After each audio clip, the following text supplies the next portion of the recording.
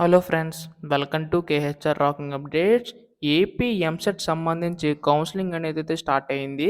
అయితే చాలామంది రిజిస్ట్రేషన్ అయితే చేసుకుంటున్నారు. సో, చేసుకున్న తర్వాత పేమెంట్ చేసిన తర్వాత వాళ్ళైతే చెక్ చేసుకోవట్లేదు. సో, చెక్ చేసుకోకపోతే మాత్రం సీట్ అయితే రాదు. సో, అసలు ఏం చెక్ చేసుకోవాలో ఈ వీడియోలో డీటెయిల్‌గా ఎక్స్‌ప్లెయిన్ చేస్తాను. ఈ వీడియో ఎండ్ వరకు చూడండి. అంతకంటే ముందు ఛానల్‌ని సబ్స్క్రైబ్ చేసుకోకపోతే దయచేసి ఛానల్‌ని సబ్స్క్రైబ్ చేసుకోండి. మీ యొక్క సపోర్ట్ ఉంటే ఇలాంటి వీడియోస్ నేను ఇంకా చేయగలుగుతాను. So, please do subscribe. అలాగే వీడియోకి 30 లైక్స్ టార్గెట్ ఇస్తున్నా. అందరూ కూడా లైక్ చేయండి. ఇంక లేట్ చేయకుండా వీడియోలోకైతే వెళ్ళిపోదాం.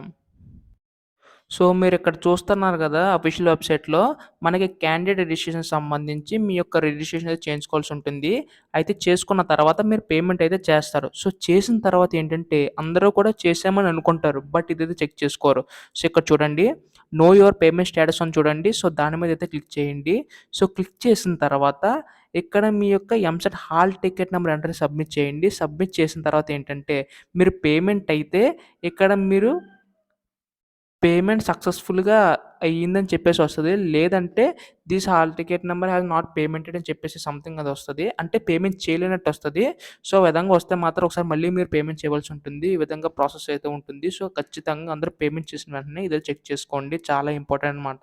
సో, వీలైన మందికైతే షేర్ చేయండి. లేదంటే సీట్ అయితే రాదు. పేమెంట్ చేయకపోతే కౌన్సెలింగ్‌కి అటెండ్ అవ్వరు కాబట్టి సీట్ అయితే రాదనమాట. సో, అందరూ కూడా కేర్‌ఫుల్‌గా అయితే చేయండి.